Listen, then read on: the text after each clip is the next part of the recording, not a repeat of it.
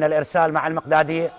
تیپی تۆپی بالیانی ئەولێر پێنجەم سەرکەوتنی لە سەرێکی تۆمار کرد و پێشەنگە بەشێکی دیکەی یارەکانی قۆناغی دۆمی خولی عێراق بۆ تۆپی بالە لە شاری بەغداد دەستی پێکرد و لە پێنجەم یارەکانی ئەم قۆناغە هەولێر لە هۆڵی سناعا ڕوبەڕووی مقدادیە بووە.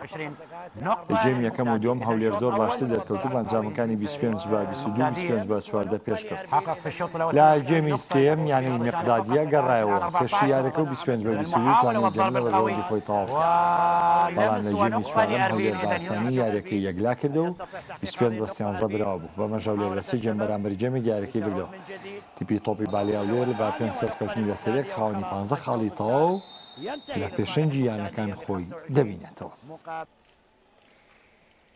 11 فرصة لأربيل للفوز بهذا الشوط. إذن إرسال خاطئ، ومع هذا الإرسال الخاطئ تنتهي المباراة بفوز نادي أربيل على حساب المقدادية ب3 أشواط مقابل شوط واحد للمقدادي.